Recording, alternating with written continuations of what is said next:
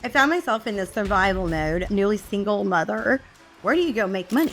And they're like, oh, you go sell software. And I'm like, what software? What I was doing, I did not have a passion for. So I'm going to take a step back to figure out who the hell I am so I can become the best version of myself.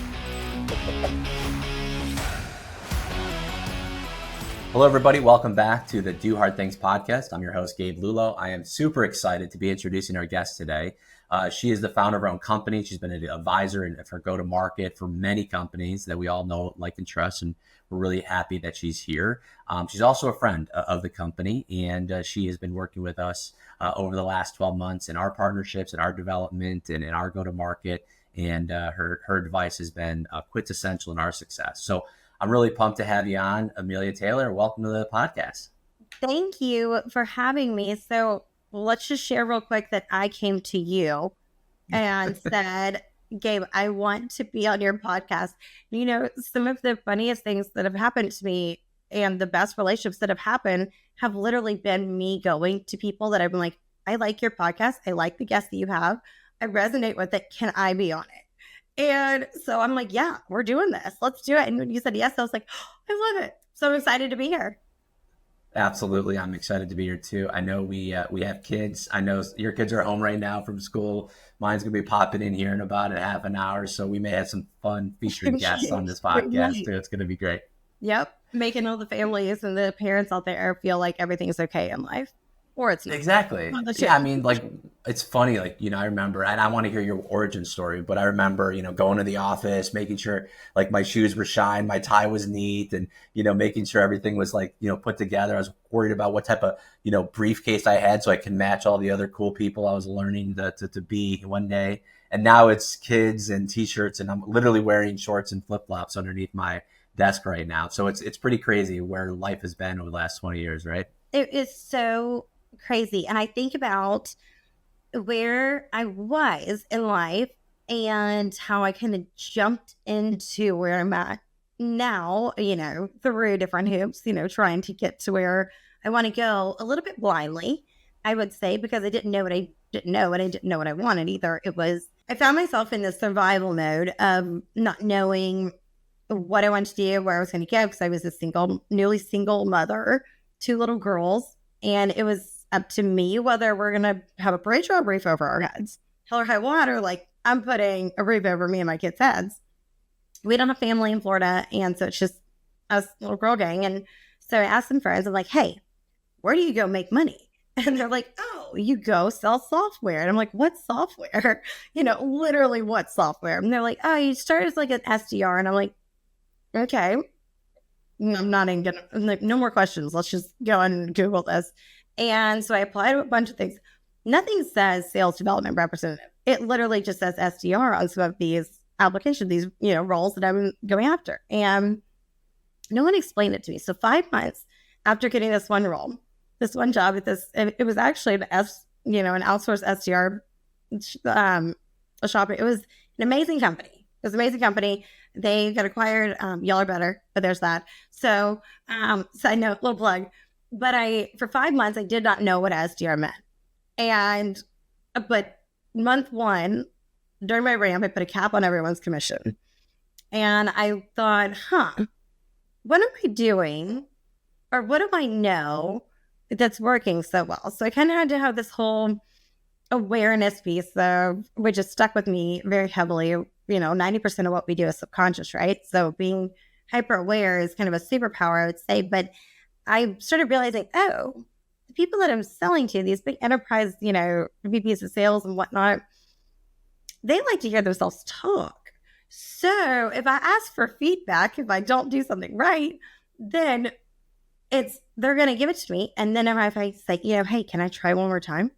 And it's like, yeah, verbatim, do what they were saying. And it was like 9 out of 10 times these people, they'd be like, yeah, let's book this meeting. Like, I like you as a person. So I realized there's the person behind the persona. And that was like the driving force.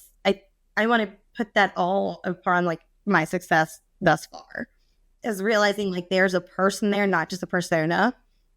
And business acumen matters so much, but also at the same time, it's this, you got to know how to read the room. like virtual room and or on the phone, you got to know how to read people. And so I continued to do that throughout, my career, and um, end up selling product and then services, and realized those are vastly different, but learning how to sell really well through Slack, where that's the number one channel where I've driven the most revenue, unorthodox, but it's where people live that I know that were my buyers. So have developed a lot of really great relationships. And I think that's how we know each other too, is just by way of, hey, you know this person who knows this person who I know this person. And it's cool to see how that has put me in a position to say, I'm going to take a chance on myself. I'm going to go and throw the security away, as in the health insurance and the W-2, and be a single mom, and literally look at life and be like, I can do hard things. And you say this a lot too. I can do hard things. And so this year's been the most challenging year of starting my own thing, the revenue table. I've worked on contract with different companies, different SaaS companies, like you were saying. And it's no company is perfect internally. I don't care if you want to go out on your own and you think like, if you're working internally somewhere and you think, oh, I'm working on someone else's stream. No, you're not. Like, you might not be. Like, do a little assessment maybe of where you're at, but also no company's perfect, regardless if you're internal or external. So that's where I'm at today, is helping companies just drive revenue and learning how to leverage that EQ best. I love it. What a great story. And I mean, you are so highly influential on LinkedIn. It's funny, every time I see someone, I'm having a conversation, I notice they're connected with you, I say your name and they're like just raving, yeah, she's the best. Like, we met there. I mean, you are just constantly networking, and it's amazing to see. Is there a time in which there was like a pivotal moment when you started off in that SDR role and to where you are now, obviously your own business, and working and launching companies and being that advisor? Where was it that you decided to go from, okay, I want to start in an individual contributor SDR role, and then how did you get to being a business owner? Because that's the hard thing, right? That's a huge pivot. How did you make that move? Make that move? A huge pivot, and a huge, okay, let's see if there's something that is going to be, where it catches me when I just take this little step off this ledge. Right. And there always will be, right? Like, there's always going to be something when you build a really good foundation of whatever may be the people or the, core principles that you have internally, and the things that your beliefs. But I was selling RevOps services, and I realized that what I was doing, I did not have a passion for. There was no passion behind it. And it was kind of like, I'm dragging. And I talked to a few mentors of mine. I'm like, I'm not happy right now. And I know that, like, my fuel is like my passion. Like, if I'm not fueled by passion, like it's going to be hard for me to really, because authenticity being that, granted, buzzword, I know, but authenticity being the name of the game, it's not a game for me. It's very much so I'm me, and I'm going to be me through and through. And if people can read me just as much as I like to try to, read the other side. And I had someone say to me when I was selling roll-up services, they were like, hey, I've seen your content and what you're doing. It doesn't seem to line up. And I said, interesting. And I thought, it doesn't, does it? No. And so I'm reading the things that I'm posting, and it's more along the lines of people first approach. It's not this, let me go and solve your revenue operations issues. That's not where I thrive. And so I decided to jump over and still kind of have that security. I jumped into an AI company, which Reggie AI, wonderful people. I jumped over there, and I was told, hey, here's a 16-page script to learn, and before you go and sell. And I said, okay, respectfully, no. And then I said, listen, here's a ton of people in my inbox right now. They are buyers. They are pen in hand. I've sold to them before. There's trust and a relationship established. How in the world should I go and pitch them on a 16-page thing when they don't want to hear any of that? They've already got info that they need. They know me. They trust me. Can I just go do that? So I'm marching to this evangelist role. That shouldn't be a role, Grant. I'm just going to throw that out there. It shouldn't. You should build internal and external evangelist, but it made the most sense. And Matt Millen, who's a great founder, he said to me, Amelia, think of the company as a house. There's CS, we know what color the walls are. We know it's going to be pretty, very organized. There's marketing. It's kind of, colorful. Sales is a total disaster. It's fraternity house kind of vibe. And then there's you. And you're like dancing in the kitchen, we don't know. Cartwheeling in the living room, we don't know. I don't know which room you belong in. And I thought, that is a brilliant way to put that. And I thought, I don't either. So I'm going to take a step back to figure out who the hell I am so I can become the best version of myself for me, for my kids, for my personal growth, for my happiness, and what drives me. So here we are now. Love it. What a story. That's awesome. Okay, so LinkedIn. I mean, you have over 32,000 followers on your LinkedIn. You're huge on there, very influential.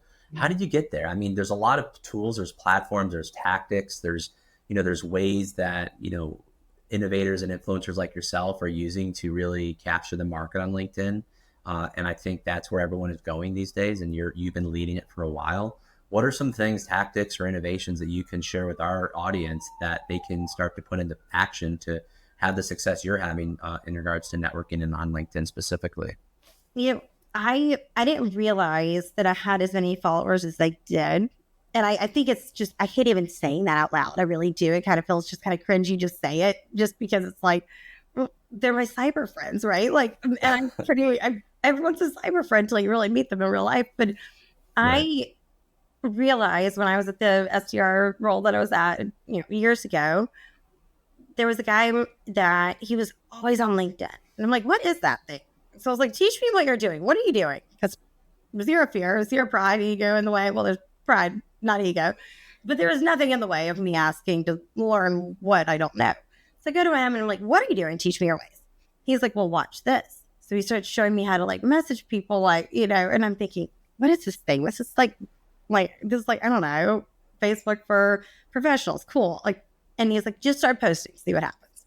And I'm like, about what? But I've been a write. I love to write. And there's some video that shows when people say that they probably are crazy. Call me crazy. That's fine. I have never used AI for any of my posts or anything. I've never used any automation tool for any of my stuff. I don't know how. I will tell you that right now. I simply don't know how. Nor do I want to, because the fact of the matter is I enjoy writing. And when things come to my mind, I will translate it or I'll dictate it into my phone. So I will, randomly have a thought and I will just throw it in there. And then if I can't, put something on LinkedIn right then. But typically when I think of something or when something's brought up, I'll just go ahead and just write right then and there. But I'm not going to give myself 3 hours to do this. I mean, it could look like I'm on LinkedIn all the time. Sure, it might be up. But if I sit on LinkedIn all day, I'm not making one dime. Unless I'm really, outbound and really going hard. No, that's not the approach I'm trying to have either. So I would say, here's the tactic that has always been something that's been promising for me. When you are going and looking at who has viewed your LinkedIn, this is something that I'm like really honing in on right now too. Go look at who's viewed your LinkedIn. And that says something. And it'll say how they viewed it. It might say that it's through someone else, through your profile, through a company page, through, they searched you. So if somebody searches me, and you can even filter it down to like, if they're an influencer or creator, or if it's someone within the industry that you're in. And you can filter it pretty heavily. Go look at those people, because the people you're already getting a little bit, they're seeing who you are. Then go engage with them. Hey, saw you jumped on my LinkedIn. Just wanted to say, hey, I saw what you guys were doing. I didn't realize that we both know so-and-so. Cheers. Have a great day. Whatever. Make it so easy to be friends with. Literally make it easy to work with. Make it easy to say yes to. Make it simple to be likable. Don't try so hard. Don't give me a playbook. I swear, don't give me a playbook.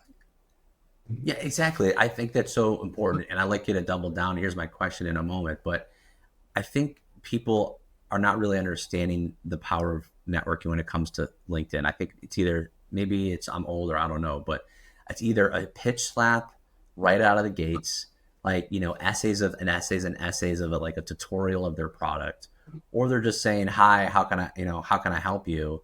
And it's just like, where's the balance? You know what I mean? Like, so how do Beautiful. you drive, you know, relationship building, to your point, and then also profitable, you know, sales revenue on the other side of it? There's this balancing act, and it's hard to find it. But I mean, you found it for sure. Where is that? How do you know the difference between, you're just chatting up with people, or you're actually trying to sell them something? I think it gets to a point where there's no CTA, right? Unless there's, depends on the individual. Really, Sure. it depends on who's on the other side of it. Because if you go through and like this morning, I reached out to this guy who he has this really cool advertising company. He was in SaaS for years, years, years. He has a picture of him and his son in a baseball game. And I'm like, oh, I really like it. Stopped. I stopped because I was scrolling down. It was a picture and it was this cool billboard, Nike, something, I don't know. And so I was like, it stopped me. And then I looked at who he was and I was like, oh, he's got really great content. I really like what they're doing. I don't know if there's ever any opportunity for me to ever do any kind of business with them or help them in any capacity. But the people that we mutually knew were good human beings and that I know personally. And so that being said, I reached out to him and I just said, hey, because his post with him and his son, it was like, hey, sometimes you got to just post things that are irrelevant to business. So here's a picture of me and my son, and we're at the Rangers game. And it was just personal. Like, you know how to do that best too, Gage or Gabe. Like, you know exactly how to do the whole, here's my family. Like, here's my life outside of work, but here's how it can relate. But you don't always have to relate it back to business, right? Like, we've seen those posts of it being like, here's how it ties back to B2B sales. No, it doesn't have to. I'll share Yeah. pictures of just my kids and it's been normal. So I just said, hey, for the sake of this outreach, it's literally me just saying, I don't really know who the Rangers are, but go Rangers, because I really think your son is like the cutest thing ever. I love what you guys are doing. And I didn't know who you were, but we were connected to a lot of great people. So it never hurts to make another cyber friend, right? Like, whatever I said, that was just very normal. He reaches back out and he's like, this is so refreshing. Thank you so much for being normal in the sense of not normal. And I thought, normal in the sense of not normal. How sad is that the norm has become so just in your face? I mean, it's everything that's just boom, boom, boom, like me, me, me. It's never about, I mean, you look at the messages and it's just, here's what we do. Here's how Right. I think. Like, it's never a question of, I'm wondering, could this be something where I could help you? If not, like, what are the challenges you're having?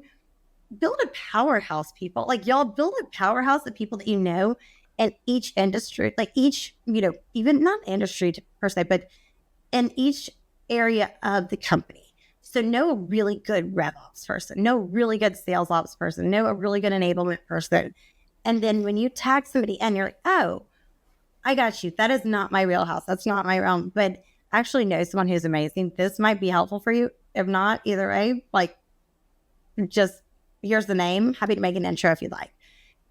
It's going to show up in some way as ROI of it being a good relationship, or it's going to be reduced churn that you're, going to help them with. It's going to be literally the grounds of this foundation being built. Right. You are a solid, good human being to this individual because you're like, hey, I'm just trying to help you.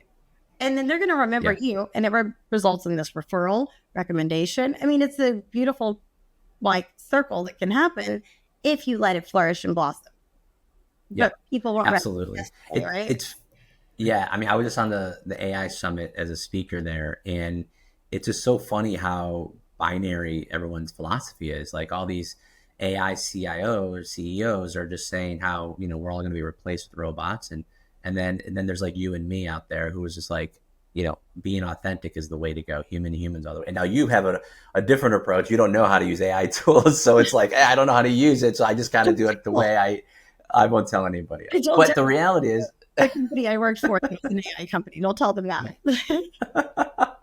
but even if you could, right? It's like, have a human, authentic, conversation to that guy's response to you. It's like, I want to, so refreshing that, you're talking to me, you looked at my picture, you looked at my, what I'm, my content, and it resonates. AI just does, it's smart, but it's not smart enough to do that yet. And so I Mhm. think it's just so much more important to have authentic conversations, but it's hard to do that at scale. So you have found a way to really leverage big networks, right? You found a way to, being able to connect with people who have large networks, and then you can start doing those big things at scale. How do you do that? How are you connecting? How are you standing out? How are you getting someone's attention who has 200,000 followers and building a relationship with them? Something like that.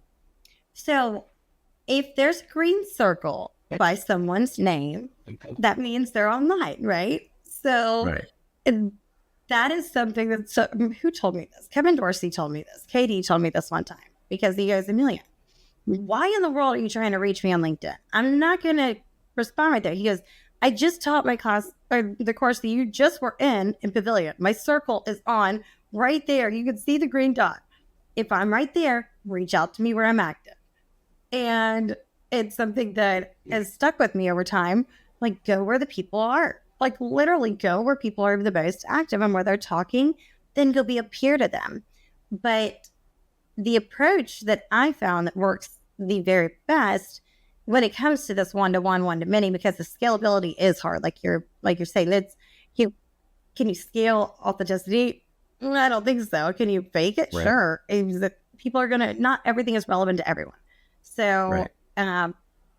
of course AI can pick up certain things to where it's gonna be, OPS, sure, or it's just, the video of someone which kind of freaks me out a little bit of like them talking and it's like, okay, holy cow, you are speaking different languages now, but you are still the same person in the same face, but AI is making you do all these crazy things. It's like, wow, it is advanced, but you can't replace a human being a normal individual. So I've learned that if you go where buyers or your people or these advisors or the people with 200K followers plus, the people who have been there, done that, made it, they're on sailboats and they're, board of directors for God knows what, right? So those people, I have learned they are not on LinkedIn as much. That's not really where they live. Um, I've connected with Mora through Instagram than anything, which is interesting. But that's where they're playing and having fun. They're just living their life. So if you want to Right. go connect with the people who've been there, done that, go talk to them. But here's the thing too. They might not be, if they're not living there, go find where they're living. So they're still out there. So there's communities galore. So I did this post one time and it was like, somebody asked me how to put keywords into Slack. And they were like, okay, I'm sitting in the carpool. I'm about to drop my kids off. And I'm like, oh, let me just put like 6 things together about how Slack can be a new revenue engine for you. And we talked about this before. And so um, I do this post. This thing blows up. And I'm like, ooh, yikes, my calendar link was in my about section. And I've got like 80 people who booked time, 40 of which, granted, like they are open, it says open to work. And I'm like, yeah, we're going to just cancel those. But then I'm like, I don't want to lose this reach that I had when I'm first starting out building kind of up what it is that I even was doing at the revenue table. So realizing that was something that people didn't know how to do was actually leverage where buyers were living as in Slack communities or communities in general. It could be the LinkedIn communities. Like there Yeah. could be groups there. But when you go find that green circle where they're at, go take note of it. Like literally go see who they're talking to. Go in the about section and look at who it is that they're talking about, where they've been, what companies they've been a part of. Go see who they're connected to. Go understand who it is that they are engaging with, wherever it may be. Because then Yep. you jump into those comment threads right there, then you're in the same combo by way of just commenting. And Right. you can just like it, great, boom, you're noticed. So we talked about partnerships. We talked about, obviously, direct messages, talking to people where they are, making sure their green light is on when you reach out to them, right? But the content, I did it wrong. I admit that I didn't get on LinkedIn and start talking because I felt like I didn't have anything to say. I was building businesses, I was operating, I was working, right, quote unquote. And I did it, later in my career when I felt like I had a lot to say. But that's just my own excuse. I personally think I did it wrong. and I'm encouraging my SDRs and my managers and obviously my leaders, but the people who just started the role as an SDR, I look at it like this. LinkedIn should be your public diary, right? It's your public journal. Mm-hmm. People say, how do you create content? How do you always have something to say? I'm posting 7 times a week. How do you have something to say all the time? Well, I'm just talking about stuff that happened last week or 2 weeks ago. Like, this is real life stuff. We'll always have things to say as long as you're working, right? And you're doing something. So when is it too early? When is it too late? Like when should people start creating content? And is there a strategy around it so you're attracting the right people for those relationships you're talking about? It is never too early. It is never too late for Okay. that. And you did not do it wrong. If this is going to get therapy for you, I do not believe you did it wrong. I mean, I've been doing what I've been doing. I've been on LinkedIn maybe not even 4 years. Yeah. And I have one of my best posts I ever did was that it's like 11:30 at night talking about Riz being the Oxford Dictionary word of the year. And that was literally all my post was. And it was like, I just feel like everyone should know that that's not a word, but this is the Oxford Dictionary. Like, they chose this. And I'm like, why are people engaging in this? It's like, okay, wait a second. There's a method to the madness here of I'm hitting people EST who are sitting, scrolling, watching Netflix, drinking their wine. Then I'm hitting people who are like slowly getting off work, or whatever they're doing. And then people all the way on the other side of the globe who are just waking up. I'm like, oh, people are seeing this in all places. Nighttime post work. But that wasn't the whole, meaning behind it. It was when it comes to me, it comes to me. But what you just said sounds daunting to a lot of people. So a lot of people would think, okay, but even like me trying to think of things to say, not just 7 days a week, but like you're thinking about things 2 weeks ago. I don't know what I ate yesterday kind of thing. Like, how do you do it? I mean, my whole thing would be literally dictating your phone. Like, when you have an idea, just say it. Like, speak it the way that you're thinking it and speak it into your phone. And it's pretty amazing the way that your mind will work in this way. Then you become yourself. Literally, you're not overthinking as you're typing. You're talking as you are, and it's typing for you. You can do this with AI too if you want. Whatever you want to do, however you want to do it. But make it simple to where it's you. Like, you don't have to feel as though it's too early, it's too late. Because I didn't know what the hell I was doing when I started, and I still don't. But I know what resonates with people best, and that's being me. And that's me showing up as a revenue leader, and that's me showing up as me as a mother. That's me showing up as a founder who's trying to figure out exactly what that means too. And also being completely vulnerable with how it is that I'm doing things. I mean, there's one thing to be a thought leader, right? And then there's one thing to be a thought leader who is learning continuously. And there's the thought leaders that you see who talk about like what I've done. That's awesome. What are you doing now?